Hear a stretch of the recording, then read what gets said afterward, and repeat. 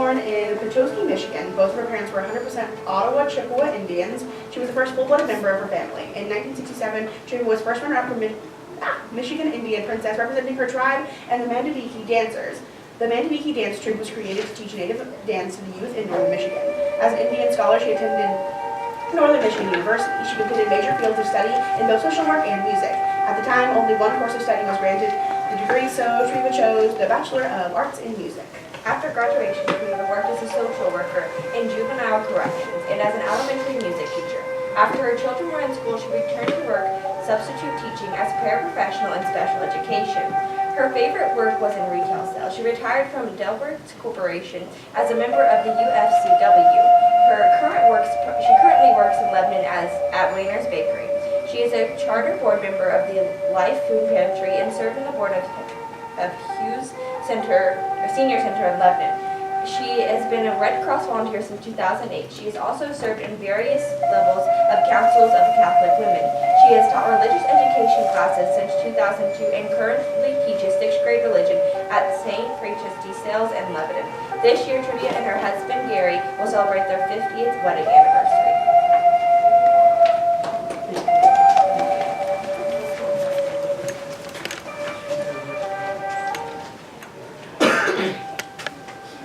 It's an honor to be here and be with you. I have been to your school before, and it was very heartwarming to know that you are learning in such a great environment. You have a wonderful school, and I just want to thank you for allowing me to be here as well.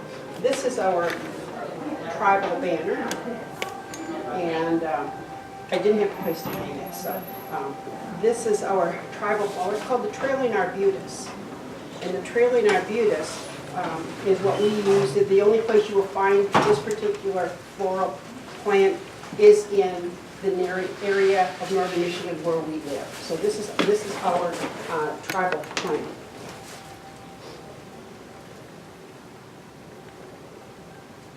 Are there any Native Americans here? Are there any of you who have a family member that is Native American? Grandparents or great-grandparents? Okay, and were they registered with a tribe? I don't know a lot. It was my great-grandmother. I don't know a lot about her, Okay. so I can't say yes. Okay, and how about you? And yes, she was. Her name was Star Eagle, and she was my great-grandmother. She was not allowed to be buried with her husband. Mm-hmm. And that's true. When they said that I'm a full-blooded American, Native American, that means that both of my parents are full-blooded. It means that they've never married outside the race. That ended with me because my children are now half Indian and half white because I married outside my race, which at that time in many states was against the law because we broke racial barriers when my Caucasian husband married an Indian lady. And in some places, neither families were happy about that at all. The Indians were not happy that I chose somebody outside, and his family was not happy that he chose somebody that was not white. Okay, so this was part of the racial prejudice and possibly what happened with your grandmother not being able to, your great grandmother not being allowed to be buried with your husband. This was just the way it was at the time. We lived in a great time of prejudice. So I wanted to ask you, how many of you know geography? Okay, well this will be interesting. How many of you know how many nations there are on the North American continent? How many of you know how many nations there are? Go ahead. Canada and the United States and Mexico. Okay, and what about the rest? Well, there's going to be a lot of territories, but I don't know. Okay, there are over 227 nations within the state of Alaska alone. We are federally recognized as nations, and so in effect we have dual citizenship. Those of us who grew up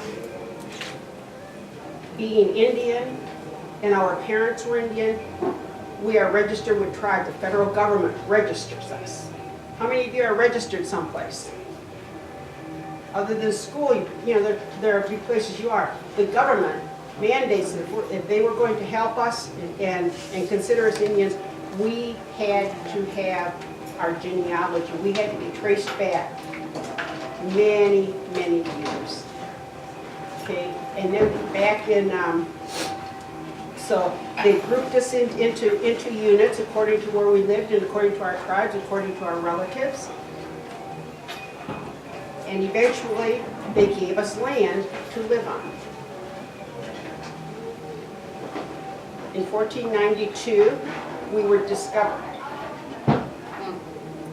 We were discovered, although tens of thousands a year before that, at least there's saying possibly about going back about 11,000 years, we got here by what was a land bridge from coming up across the Bering Straits along that way, and that's how we got here. But we were discovered in 1492. Our land was taken because we didn't have fences and we didn't have property. We roamed and everybody shared. It was free for everybody to take. And so those that came claimed the land. And the best land was saved for them. Our stuff's there. As in this region, every year, recently, there's been a group that comes from the southeast United States, and they are youth remembering the Trail of Tears. Because as our government as people became more populous, they wanted more land. And of course, if the Indians were there and the Indians knew where the good land was, they needed them removed so that they could have that property. And that's what happened. One day it would be as if all of you were brought together and said, okay, from now on, all you Caucasians are going to have to go live in southern Arizona. So tomorrow, start walking. And that's what happened. That's what happened to the Indians. They were told, you will go. And they did. And they walked all the way from the southeast part of our country, all the way up through the Mideast, all the way came up through Waynesville and different places. And you'll see Trail of Tears signs, historic Trail of Tears signs. And those are the ways that upon which the people were sent. Hundreds of people died because they were not prepared. They lived in the southeast and they came up through this way, and they were not prepared for the weather that they were. Because you can imagine the ones that it took to walk all the way from here to the southwest. And they walked. And they died. But that's part of the land. And so the government finally gave us territories and decided we would be called on reservations, and that's where we were to live. And so we were all documented as to who was who and who belonged where. And it comes up with 229 sovereign nations within the borders of Alaska. In the United States, from the Atlantic Ocean to the Pacific Ocean, from Canada to Mexico, we have 333 sovereign nations. So when you look at the United States, it's not one block. There are 333 separate nations within the boundaries of Canada, Mexico, the Pacific Ocean, and the Atlantic Ocean. You won't learn about that in your history books. And the reason you won't hear that is because in the history books are written by the conquerors. We are the conquered. Our history is oral history. It's passed down from one generation to the next. And each one relaying to our children what we have learned. Part of this here, we were discovered in 1492. We were told what to do until 1924. When we talk about the Dreamers today, how many of you heard of the Dreamers and they want to become citizens? We waited from 1492 until 1924 to be able to say for ourselves what we wanted to do and how we wanted to live, what our culture would be, and to carry it on. Our ancestors, in particular, my immediate parents and those before them, were sent away. It would be as if somebody came up to you one day and said, okay, this group over here, tomorrow, you are going on a train, and because you live in Lebanon, we don't want you to have contact with any of your people because we want you to forget everything about Lebanon. We want you to now become American, which at this point you're the Indians. We don't want you to do this, so what we're going to do, we're going to put you on a train, and we're going to send you probably to Alaska, because there you can't run away. There, other people won't be speaking your language. And you will no longer wear the clothes you have on, you'll wear the clothes that we provide because those remind you of Lebanon and we want you to get rid of that. That's what happened to the Native Americans. And this group here, half of you here, would have been sent maybe to the Northeast. And the rest of you would have been taken and sent to another place. There are Indian boarding schools, they called them. One was known as Carlisle, one was in Kansas, that was Haskell. There were some in Michigan, some were run by states, some were run by churches. But you were not allowed to go home. And you really had no choice. You had to go. When they were there, they were taught, don't you ever speak your language, because if you speak your language, again, you'll be badly punished. So, knowing all this that has happened to them, that generation, which was my parents' generation, would not teach us the language. They would not teach us how to dance. They would not pass on traditions to us because they did not want us hurt the way they were. They did not want us to have the things that happened to them happen to us. So we were sent away. And we weren't sent away, but eventually it came down to the point where in the 1950s, which I was young, but I started when I was in the later 50s. The parents began to teach the children again the traditions. They were learning that they did have a say in how they lived. And they did have a lot of history to teach the children and to pass on. So in our area, the parents decided they would call us the Mandaviki Dance Troupe. And the Mandaviki Dance Troupe taught us about beading, about regalia, about dress, about making the things that we wear. This one here, I keep and I wear when I speak. It was made by my mother back in the 50s.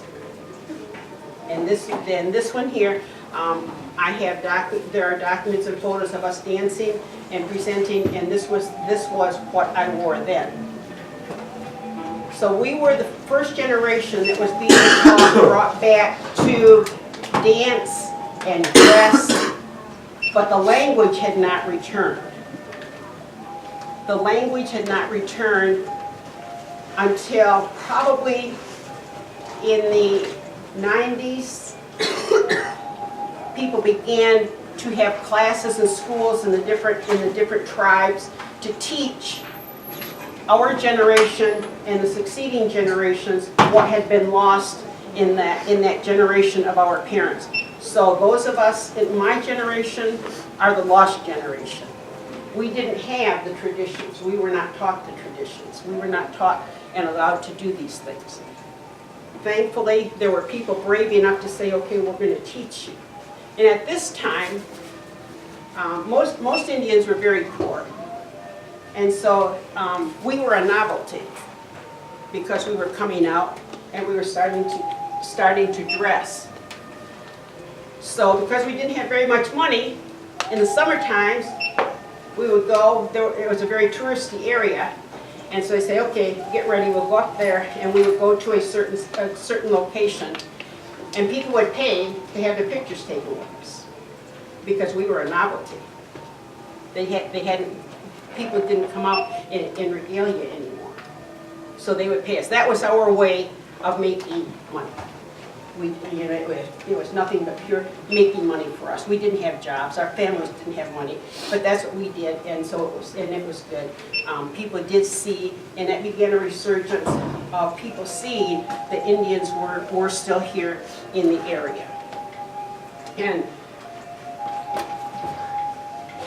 a number of years ago, they realized that, even the Indian people realized what a time this was and what a historic movement it was. And we were honored. We were all called back from wherever we were, and we were honored by the tribes there in northern Michigan for what we had done in trailblazing. We had gone in the summertime as well. We would travel to various cities, and there we would teach this group how to dance and what it was, and how to make the costume, teach your parents how to make your garments. And we would come to this city and do the same thing. And so in the